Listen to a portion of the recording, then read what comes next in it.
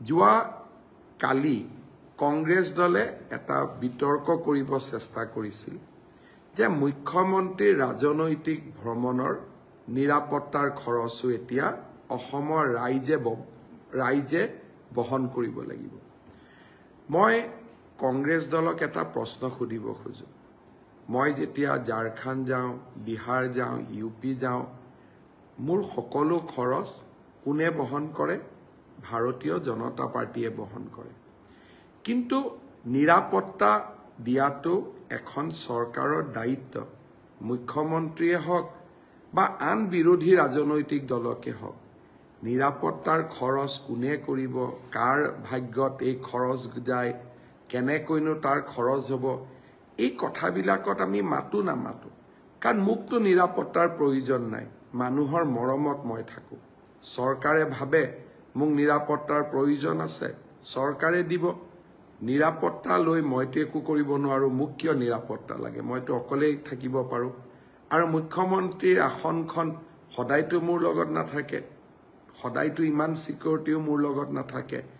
Security Himanta Biswa শৰ্মাক নিদিয়ে, security অসমৰ মুখ্যমন্ত্ৰীজনক দিয়ে। এতিয়া মই এটা প্ৰশ্ন সুধিব খোজো। মইতো অসমৰ মুখ্যমন্ত্ৰী। যোৱা কালিলৈকে ৰাহুল গান্ধীৰ দায়িত্ব কি আছিল? সোনিয়া গান্ধীৰ দায়িত্ব কি আছিলে? মল্লিকাৰ্জুন খাৰ্গেৰ দায়িত্ব কি আছিলে? প্ৰিয়ংকা গান্ধীৰ দায়িত্ব কি আছিলে? কিন্তু তেখেতসকল অসমত আহিলে তেওঁলোকৰ নিৰাপত্তাৰ খৰচ জানো অসম চৰকাৰে বহন নকৰে? আজি কংগ্ৰেছ দলে অলপ সময়ৰ কাৰণে চিন্তা কৰক। ৰাহুল গান্ধীয়ে যেতিয়া ভাৰত জোড়ো ন্যায় যাত্ৰা চলাইছিলে, তাৰ নিৰাপত্তাৰ খৰচ কোনে বহন কৰিছিল? তেওঁতো অসমৰ মুখ্যমন্ত্ৰীও নহয়।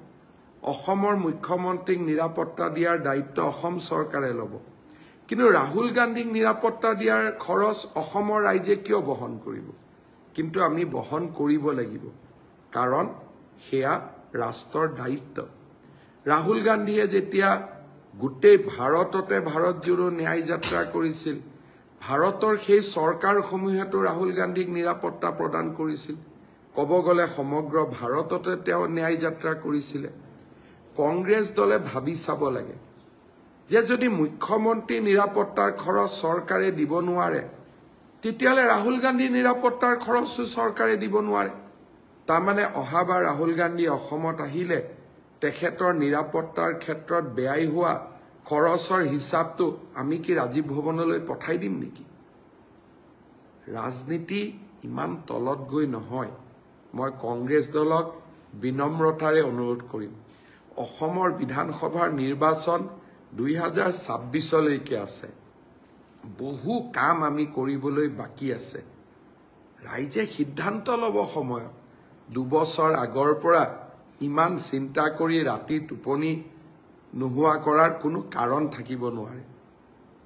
প্ৰতিজন ৰাজনৈতিক নেতা নিৰাপত্তাৰ দায়িত্ব ৰাজ্য চৰকাৰ, কেন্দ্ৰীয় চৰকাৰে গ্ৰহণ কৰে একৰ্ডিং টু থ্ৰেট পাৰচেপশ্যন।